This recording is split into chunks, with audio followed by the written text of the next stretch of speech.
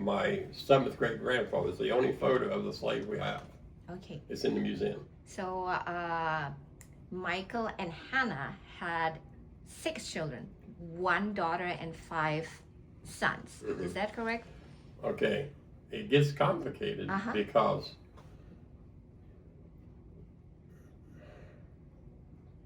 no, it's hard to explain if you know, but Hannah would have been treated like a cow.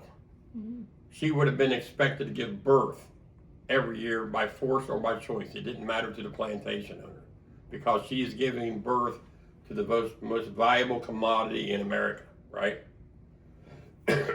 So the truth is, they would have probably started breeding her the minute she started menstruating. And if that's true, there could have been a dozen or more children that she was not able to save. This is more research we need to do. I firmly believe that there were actually more children, but she was able to save these 6. 6 children that were emancipated. Mm-hmm. And look-wise, I mean, because when you think about it, I mean, Hannah is from the black community, and then Michael is white. So how do the children look like? Was it a mixture? Do you have any idea how any of those look like? You're looking at one. Yes. I look like my ancestors. And so James Baldwin said this a long time ago.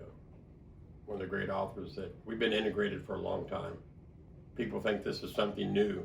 Oh, you know, black and white together. No.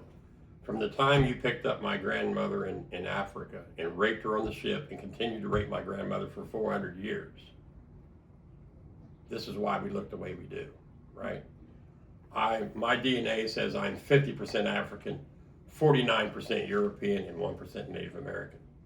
The only way that it's possible is the abuse of my grandmothers that happened, you know, several hundred years ago. I'm not saying that to disparage anybody or to blame anybody. It's a fact that a slave had no rights. They could have done anything they wanted to my slave ancestors. Murder, kill, rape, it was legal. And the fact that we have Michael's words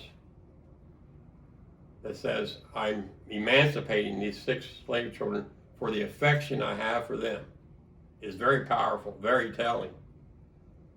Then we have to remember Hannah was a slave and she had no rights, and she would have done anything to free herself. But the fact that I'm standing here telling you this story, that my grandmother somehow convinced her owner George to free her. Somehow my grandmother Hannah convinced Michael to free 6 of her slave children. We don't have her words, but we have her actions. I'm standing here because of the actions of my grandmother, and you know, along with the help of Michael. It's an unbelievable story, I think. And so also very incredible, because when you think about that, there are actually probably more children, but only having 6 of them in the story. So I don't know if it is possible to kind of integrate it, because right now it seems like very romantic, the approach that that we are currently taking. And if there should be something else to make it more accurate, because she remained a slave and did as you do, as you mentioned, being bred, you know, breeding so many children for the plantation. So they have those 3 workers. And you also got to remember too, her mother's name was Hannah. We know that now from a will. Oh. That her mother's name was Hannah. And she lived throughout that time? Yeah, and the ugliness of this is that the children of Hannah might have been Michael's, but they all could have been George's. They also could have been Melchior's. They also could have been Leonard's. That's the ugliness of slavery. They could do anything they wanted to slaves whenever they wanted, right? So Melchior and Leonard, they are, could you explain more about who they were? Leonard and Melchior were on the ship Samuel in 1732 when they came from Germania. Germany didn't even exist. They came into Philadelphia 1732, and in order to get land from the British colony, you had to make improvements on the land. So we have one title where they were given title to land in 1736. They turned that land into larger plantations and started acquiring more and more slaves. And that was really the start of their wealth, is when they started acquiring. So George is the dad of Michael, and Melchior and Leonard are, what's the relation with the other two? Okay, it goes Leonard. Yeah. Is the father of Melchior. Okay. Melchior is the father of George. Ooh. George is the father of Michael. Oh my God. So Hannah could have That's children like my from. 11th. That's like my 11th great grandfather. Oh, that's something.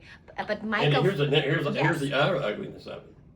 One of them, Leonard, Melchior, George, could have been the father of Hannah's mother.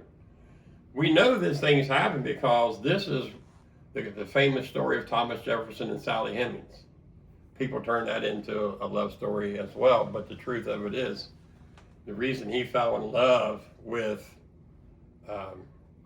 what's her name?